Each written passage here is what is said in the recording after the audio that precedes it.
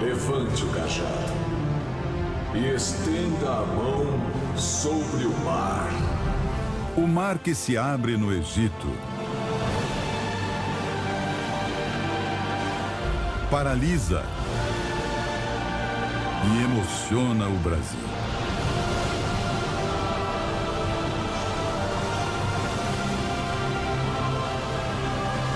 Uma noite histórica para um país apaixonado por novelas.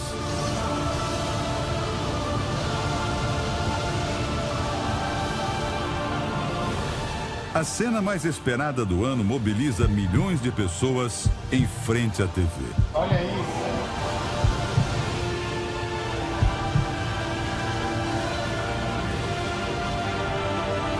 E levanta uma pergunta. O que aconteceu com o povo de Moisés? Continue! Depois da fuga do Egito. Passados 3.000 anos, onde estão os descendentes deste povo?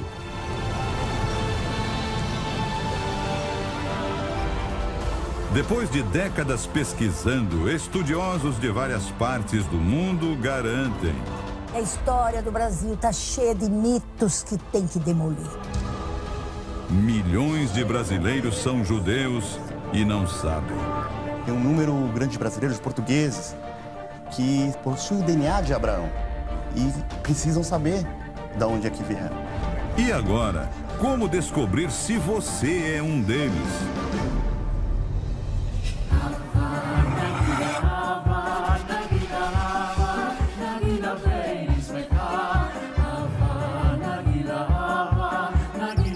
O Brasil dos judeus. A certidão de nascimento traz um nome complicado: Jurandir Tzakzaks. O humorista e compositor Juca Chaves vem de uma família judia. Você é filho de pai austríaco judeu? Judeu austríaco. E a mãe? A minha mãe é filha de judia da Lituânia, minha avó. Juca não é um praticante do judaísmo. Como eu falo, eu sou um judeu do Paraguai. Eu não sou de ir à sinagoga, rezar. Apesar que eu acho bonita, por exemplo, o casamento judaico é lindo.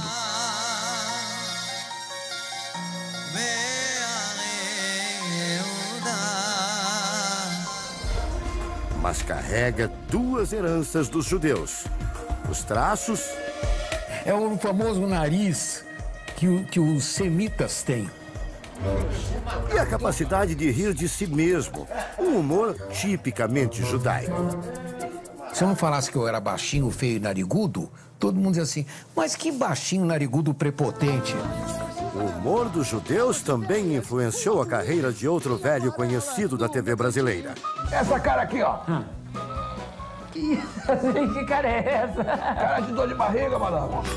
O desenhista Daniel Azulay ficou famoso por apresentar programas infantis na década de 80. O sobrenome judaico vem de longe. Minha avó paterna nasceu em Fez, Tetuan, né? São do Marrocos, meu avô também. No rosto mantém sempre uma das principais heranças dos antepassados: o sorriso. Daniel Azulay e Juca Chaves são descendentes diretos de famílias judias. Mas o que será que os brasileiros sabem sobre o povo judeu? Judeu? Usam aquele chapeuzinho na cabeça? É isso, né? Tipo de um... Como é que chama aquela coisinha? Kipá? É, deve ser. Barba, costeleta grande, é isso? Oficialmente, existem cerca de 120 mil judeus no Brasil. Os ortodoxos são esses aí, que usam a famosa roupa preta, o chapéu e a barba comprida. Se engana quem pensa que só eles são judeus no Brasil. Mas afinal, como descobrir quem tem sangue judaico por aqui? Já já você vai conhecer um teste de laboratório que promete revelar se um brasileiro tem ou não o que este pesquisador chama de DNA de Abraão. Podemos retornar diversas gerações e identificar o DNA judeu, o DNA de Abraão, no sangue de qualquer indivíduo. Descendentes do povo hebreu da Bíblia são mais comuns no nosso país do que a gente imagina. Como mostra do Recife o repórter Jairo Bastos. Num primeiro olhar, o policial Alisson da Silva é um pernambucano como tantos outros. Trabalha nas ruas para garantir a segurança dos moradores do Recife. Mas quando chega em casa, Alisson se transforma. Shema Israel, Adonai Eloheinu. Nem sempre foi assim. Eu comecei a ler um jornal e descobri a questão de sobrenomes e o fato do período inquisitorial no Brasil, em Portugal e Espanha. A pesquisa entrou fundo no passado da família Silva. E quem diria? Alisson descobriu que o sobrenome mais popular do Brasil tem uma forte ligação com os judeus portugueses. Tá na relação também de família judaica que ficou conhecida como Cristão Novo, que se esconderam e praticaram o cristianismo aberto, né? Mas dentro de casa ele conservava o seu judaísmo. Ele percorre a pé o caminho que leva à sinagoga na periferia do Recife. Um a um, chegam outros descendentes do povo hebreu da Bíblia. Muitos praticavam os costumes judaicos desde a infância sem saber. Chegava na sexta-noite, minha avó, minha bisavó, ela colocava um lenço na cabeça, acendia umas velas. Eu perguntava para ela por que ela fazia aquilo, ela não sabia dizer, era para chamar os santos. A refeição é um momento especial. O pão judeu, trançado em 3 tiras, está lado a lado dos pratos nordestinos, como a farofa de jerimum e o purê de macaxeira. Juntos, brasileiros que se descobriram judeus recentemente celebram suas origens. A emoção toma conta da mesa. Para eles, descobrir-se judeu é saber que fazem parte de um povo que cruzou o Mar Vermelho e chegou à Terra Prometida.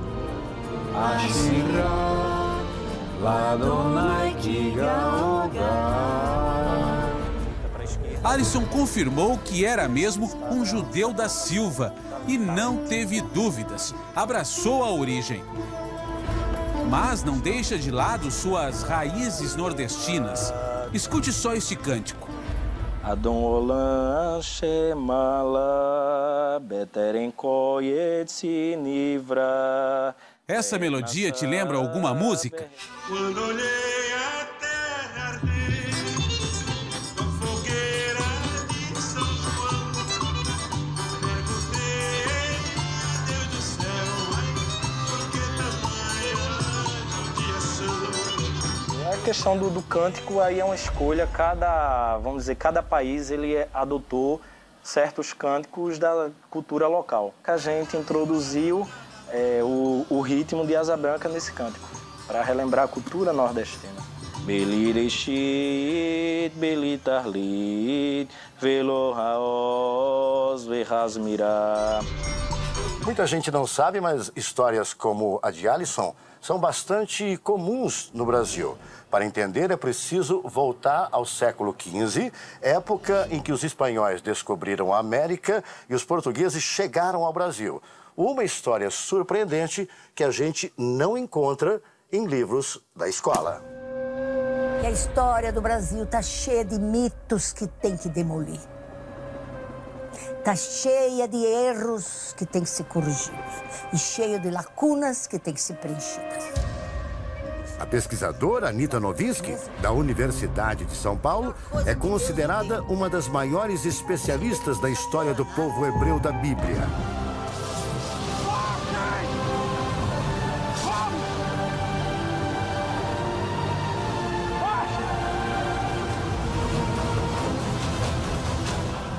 Depois que o povo de Israel passa pelo Mar Vermelho, o exército do faraó Ramsés é engolido pelas águas como milhões de brasileiros viram esta semana na novela Os 10 Mandamentos.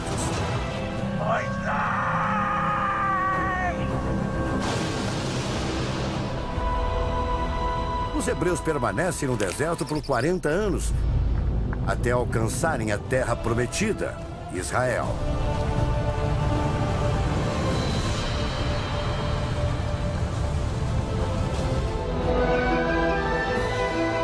Os séculos passam. Estamos em 70 depois de Cristo. E quem manda no mundo agora não é mais o Egito, e sim Roma.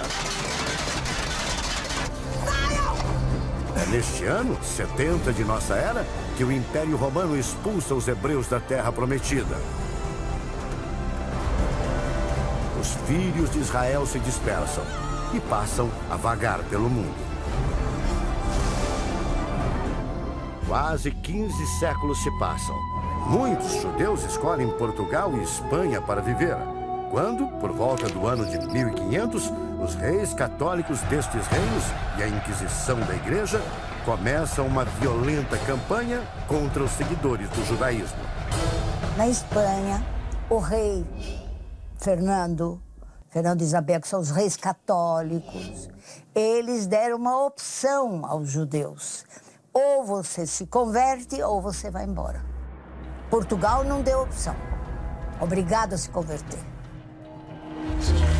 Foi nessa época que os antepassados de um dos maiores apresentadores da TV brasileira tiveram que deixar a Espanha. O próprio Silvio Santos já se emocionou ao contar essa história.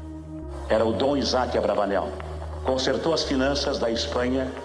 Depois, quando chegou a Inquisição, os reis católicos Fernando e Isabel disseram: você fica e o teu povo, o povo judeu vai. Ele falou: não, o povo judeu vai e eu vou junto. Quem insistisse em praticar o judaísmo poderia terminar na fogueira da Inquisição Católica. Por isso, muitos filhos de Israel fugiram da Europa para um lugar distante, o recém-descoberto Brasil. O Brasil só mandava mesmo, era castigo, né? Desterrar para o Brasil era castigo no primeiro século. Porque era só mata e... Nada, não tinha nada. E morria de malária. O número de imigrantes judeus era muito maior do que os livros de história mostram. Documentos apontam que 3 em cada 4 habitantes do Brasil Colônia eram os chamados cristãos novos. Isso mesmo, 3 em cada 4. Judeus que fingiam ser católicos nas ruas, mas que mantinham os costumes judaicos dentro de casa. Tem um viajante francês que veio para cá. Quando ele voltou para lá, ele disse: 3/4 da população no Brasil é cristã nova. Isso eu tenho documentado. Segundo a pesquisadora, nomes importantes da nossa história tinham sangue judeu. Eram os casos do padre José de Anchieta, um dos fundadores da cidade de São Paulo, e de muitos bandeirantes que exploraram o interior do país, como Borba Gato, Fernão Dias e Raposo Tavares. O Raposo Tavares era judeu? Judeu. É. E eu tenho provas. O povo hebreu da Bíblia se espalhou pelo território brasileiro. Muitos tentaram a sorte nos engenhos de açúcar do Nordeste, principalmente durante a invasão holandesa do século XVII. O lugar que teve mais judaísmo no Brasil, mais que a gente tem no documento, porque a gente não sabe o que aconteceu aqui, que não está escrito, né? É Paraíba. E é lá, na Paraíba, onde vive Dona Lourdes Ramalho, de 90 anos. O pai de Dona Lourdes era comerciante no Rio Grande do Norte e foi obrigado a se mudar com os filhos para fugir da perseguição. Ficou 1 ano longe da terra natal. Quando voltou... Não tinha mais gado, não tinha mais terra, não tinha mais nada. O que é que tem acontecido? A igreja tinha tomado. Assim como os parentes de Dona Lourdes, milhares de brasileiros foram atormentados pela Inquisição durante quase 300 anos. É o que mostra de Lisboa o correspondente Theo Taveira. Uma lista que parece infinita. Centenas de livros, milhares de nomes. com destinos parecidos. O Arquivo Nacional da Torre do Tombo é uma das construções mais protegidas de Portugal. O prédio é preparado para resistir a incêndios, terremotos e até ataques nucleares. É que lá dentro estão guardados documentos valiosos sobre a Inquisição Portuguesa e nós tivemos autorização para entrar. O que você vai ver agora são provas históricas de um dos maiores massacres da humanidade. Quem nos acompanha nesta busca é a pesquisadora Maria Eloy. Lá dentro nos deparamos com verdadeiras relíquias. Este decreto é considerado o mais raro do arquivo. Ele foi assinado pelo Papa Paulo III em 1536 e iniciava oficialmente a perseguição a qualquer pessoa que não seguisse o catolicismo. Além dele, mais de 40 mil documentos comprovam o terror enfrentado pelos judeus durante quase 300 anos. As páginas são tão antigas que precisamos usar luvas para não danificá-las. E logo surgem as primeiras vítimas, nomes que soam familiares aos ouvidos brasileiros. O pai se chama Manuel Rodrigues e a mãe Grácia Fernandes. A lista dos judeus executados é enorme e inclui outros sobrenomes muito comuns no Brasil. São os casos de Fonseca, Correia, Mendes, Cardoso, Pereira, Silva e Lopes. Declaram a ré Maria Lopes por convencida no crime de heresia, em sentença de excomunhão maior e em confiscação de todos os seus bens para o Fisco e Câmara Real. Um trecho da sentença chama a atenção da pesquisadora. O inquisidor pede à justiça que a condenada não seja morta na fogueira. Isto é o máximo da hipocrisia, porque o ato de entregar a ré à justiça é para isso mesmo. Para que ela morra. Para que ela morra. A pena dos judeus era anunciada em outro ponto da capital portuguesa, a Igreja de São Domingos. A igreja, hoje ponto turístico no centro de Lisboa, era um dos locais onde milhares de judeus condenados na Inquisição Portuguesa ouviam as sentenças antes de serem mandados para a morte. Depois partiam para uma caminhada fúnebre de cerca de 1 quilômetro pelas ruas da cidade. As últimas palavras que os condenados ouviam eram as ofensas de quem acompanhava a cerimônia.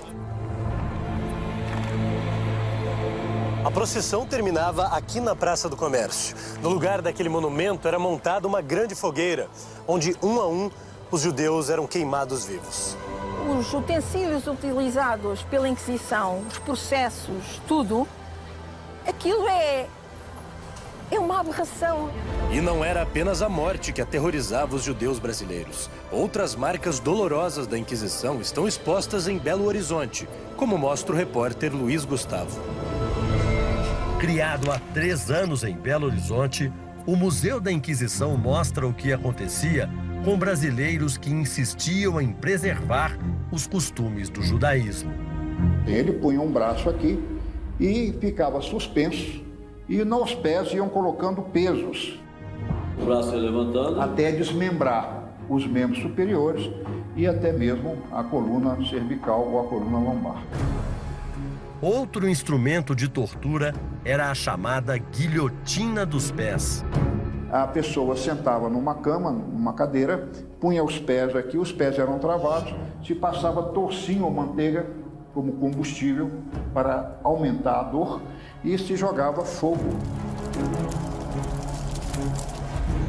Bastava uma denúncia, mesmo sem provas, para que se abrisse um processo contra um judeu. E apesar da confissão sobre tortura, muitos não escapavam da fogueira da Inquisição. Ele poderia receber a pena máxima capital, que era a morte, a execução nas fogueiras, mas a tortura existia em todos os casos. Para o fundador do museu, revelar essa história oculta de milhares de brasileiros é o pagamento de uma dívida com seus antepassados. Uma maneira que a gente tem de recompensar isso, talvez seja trazer ao momento presente essa justiça, uma justiça histórica.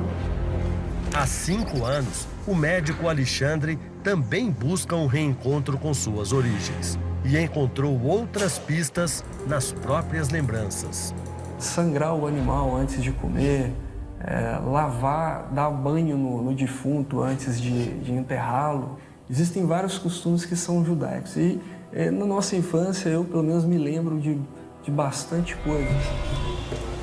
Mas afinal, como uma pessoa pode ter certeza de que é descendente do povo hebreu da Bíblia? Os historiadores Paulo Valadares e Guilherme Feigenboim já ouviram bastante essa pergunta. Para nossa surpresa, a maioria das pessoas que nos procuravam não eram judeus, eram brasileiros, cristãos. De tanto estudar o assunto, eles decidiram escrever um livro. O Dicionário Sefaradi contém mais de 16.000 sobrenomes de cristãos novos. A lista inclui os nomes de alguns brasileiros famosos.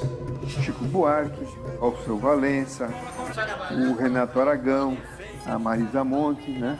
Tem um monte, mas nem sei se eles próprios têm consciência dessa origem deles. Além do sobrenome, é preciso fazer uma pesquisa genealógica, ou seja, descobrir nomes de familiares que viveram na época do Brasil colônia e que passaram pela Inquisição. Na Torre do Tombo, tem lá todos os processos de Inquisição. Se você descobrir um pentaavô, um trisavô teu que pegou um processo de Inquisição e foi condenado, a probabilidade é altíssima. Outras pistas podem estar dentro de casa. Tem os costumes familiares. Tem famílias aqui no Brasil, principalmente no Nordeste, que até hoje mantêm alguns costumes. Isso aconteceu com o policial Alisson em Recife. O uso de mortalhas, né, que ao morrer o defunto eles vestiam a mortalha. E com o médico Alexandre em Belo Horizonte.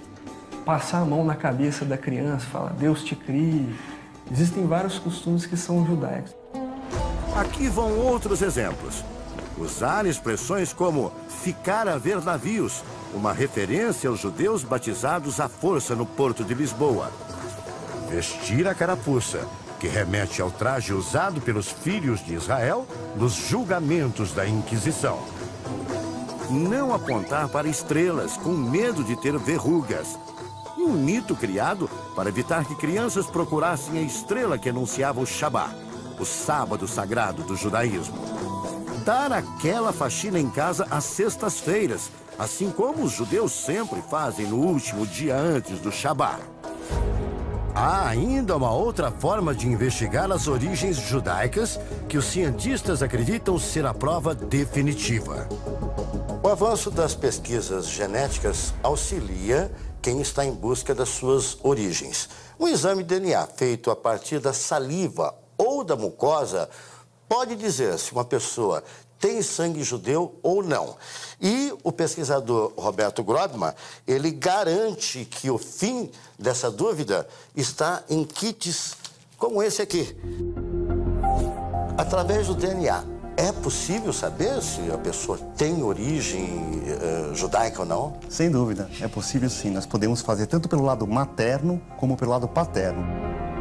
O teste, recém-chegado ao Brasil, pode ser realizado em qualquer pessoa. Tiramos a mucosa, isso não dói nada, realmente é só raspado dentro da boca, uma vez de cada lado. Depois inserimos em cada um desses tubos e enviamos para os Estados Unidos. Segundo o pesquisador, é possível regredir até 111 gerações para determinar as origens do investigado. O senhor, por exemplo, o senhor fez o seu teste. Sim. Como é que foi o resultado? Eu já sabia que eu tinha sangue de judeu europeu, que nós chamamos de Ashkenazi. E o resultado, para mim, foi bastante interessante, que mostrou realmente o meu sangue Ashkenazi em 91%, misturado também com outros povos europeus. O resultado vem pelo computador em cerca de 40 dias. Para Roberto Grobman, o exame revela muito mais do que uma simples curiosidade. Por que é importante a gente saber a nossa origem? Os judeus se espalharam pelo mundo. Hoje tem um grande número de brasileiros que descendem desses judeus e que não sabem disso. Tem um número grande de brasileiros, de portugueses, que pertencem àquela origem de Abraão, possuem o DNA de Abraão e precisam saber de onde é que vieram. Assim como o pesquisador Grobman, o historiador Paulo Valadares, um dos escritores do dicionário Sefaradi, também teve uma surpresa durante os seus estudos. Descobriu que ele é descendente de judeus. Teve algum parente do senhor que foi queimado na fogueira da Inquisição? Tenho, sim. Eu tenho um parente colateral chamado Alonso Valadares e Anglo. Ele foi preso em Granada e lá ele foi queimado vivo. Paulo precisa conter as lágrimas ao ler um poema em espanhol sobre a perseguição aos judeus. E no soubesse que um ermitano em ocasiões de la imperfeição. O senhor, um estudioso, um historiador, lê um poema e se emociona. O senhor quase chorou agora. Sim. É tocante assim? Para mim porque isso é da pele. Essa pele que eu tenho hoje eu devo a eles. O que eu penso hoje, tudo, é desse pessoal.